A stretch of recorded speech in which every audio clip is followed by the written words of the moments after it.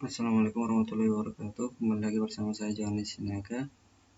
Baik, kali ini saya masih membahas tentang statistika, yaitu yang pertama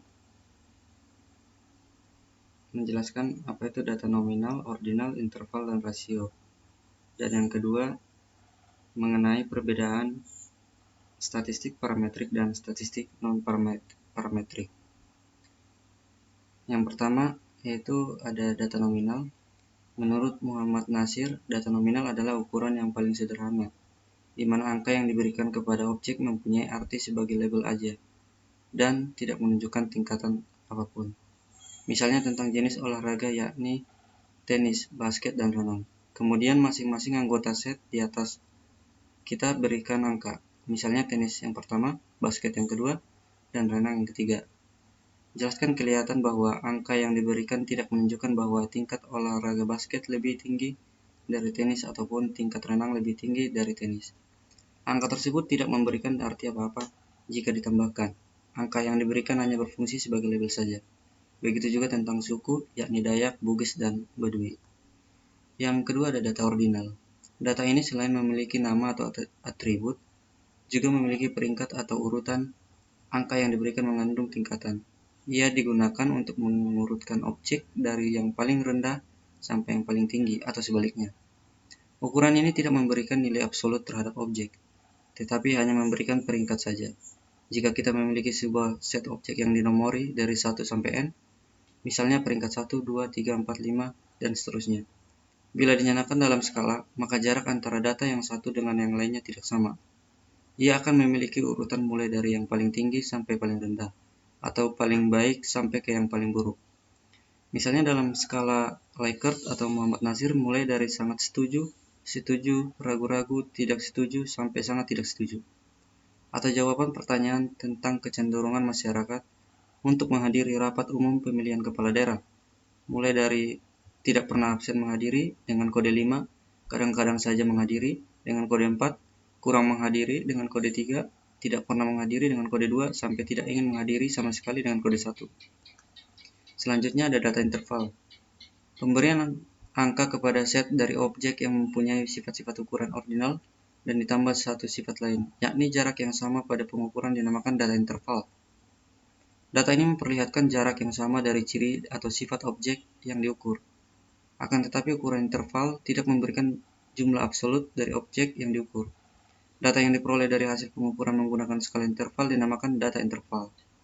Misalnya, tentang nilai ujian 6 orang mahasiswa, yakni A, B, C, D, E, dan F, diukur dengan ukuran interval pada skala prestasi yang dengan ukuran 1, 2, 3, 4, 5, dan 6. Maka, dapat dikatakan bahwa beda prestasi antara mahasiswa C dan A adalah 3 dikurang 1 sama dengan 2.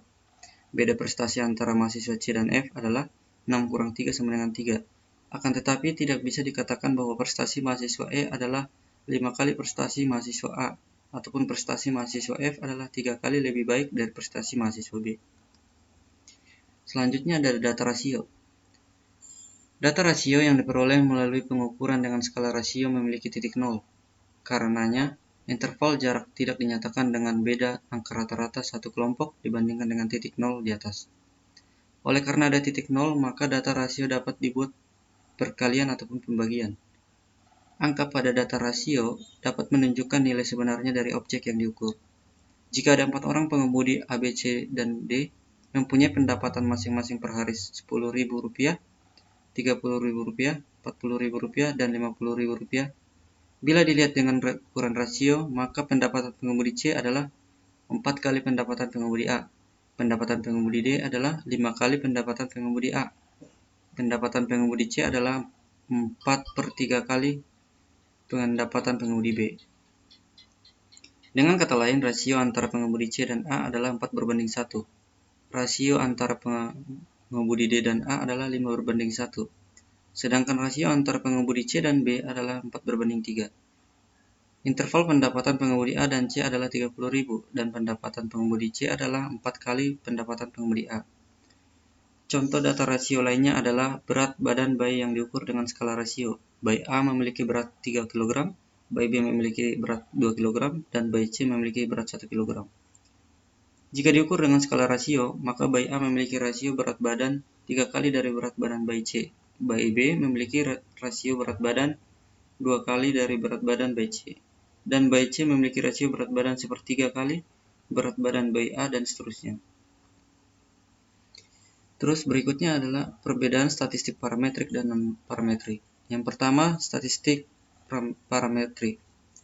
Ilmu statistika yang mempertimbangkan jenis sebaran atau distribusi data, yaitu apakah data menyebar normal atau tidak. Pada umumnya, jika data tidak menyebar normal, maka data harus dikerjakan dengan metode statistika non-parametrik, atau setidak-tidaknya dilakukan transformasi agar dapat mengikuti sebaran normal, sehingga bisa dikerjakan dengan statistika parametrik. Contoh metode statistika parametrik uji Z atau 1 atau 2 sampel, uji T 1 atau 2 sampel, korelasi persen, perancangan percobaan atau 1 atau 2 ANOVA parametrik, dan lain-lain. Yang kedua, ada statistika non-parametrik. Statistika bebas sebaran atau tidak mensyaratkan bentuk sebaran parameter populasi baik normal atau tidak. Statistika non-parametrik biasanya digunakan untuk melakukan analisis pada data berjenis nominal atau ordinal. Data berjenis nominal dan ordinal tidak menyebar normal. Contoh metode statistika non-parametrik: binomial test, chi-square test, median test, Friedman test, dan lain-lain. Singkat kata, perbedaannya kalau di datanya memiliki sebaran atau distribusi normal, maka digunakan statistika parametrik. Kalau data tidak memiliki sebaran normal, maka digunakan statistika non-parametrik.